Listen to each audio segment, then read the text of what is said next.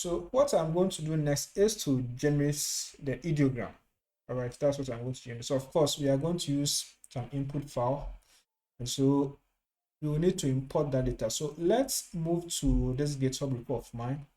I'll leave the link to this page in the description box. I repeat, I'll leave the link to this page in the description box. So when we are here, I want you to download or import, because you're on Galaxy, I want you to import this file, karyotype.txt. So to import, click it. And when you click it, you'll be sent to this page. And when you're here, come to the right side and click on raw. So click on raw. When you click on raw, you'll be sent to this page. So when you're here, I want you to copy this link. Copy it and then move to Galaxy. When you are here, come to the left side, click on upload data. So click it. And then when you are here, come to paste/fetch data. So click paste/fetch data. Then in this box, paste the link. After pasting, click on start. And then make sure that the status here is 100% and an output has been generated. So now you can close it and you can monitor this file. So at the moment it's great. That means that the job is queued. And so what you have to do is to wait for the background to turn green. So once it turns green, that means that the file has been successfully imported. So let's wait for the file to be imported.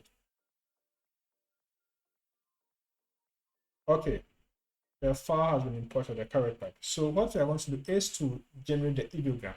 So let's come to the left side where we see tools. This box here, so tools. So click it and then type CIrcos. After typing CIrcos, you should see some list coming up. Select this one.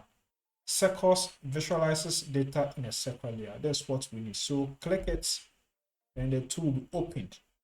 So when you are here, I want you to come to reference genome source where you see CIrcos presets. Click and then select custom karyotype because we have our own karyotype file. So click custom karyotype.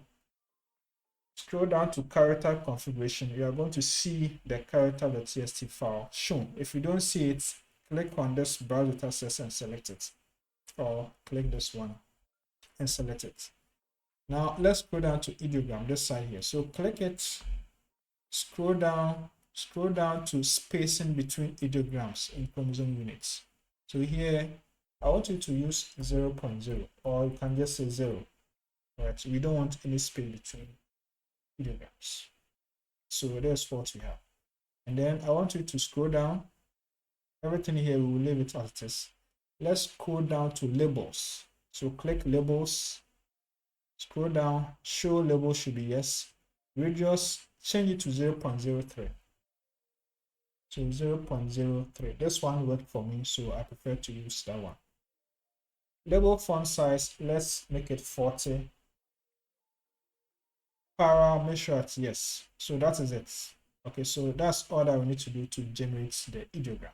So now I want you to click run tool. So click it, the tool is going to be run. So you are going to see an output called CIrcos plots. So what we have to do is to wait for the file to be processed. And then if everything is okay, the background will turn green. And when it turns green, then we can explore that file. So let's wait for the file to be processed for us.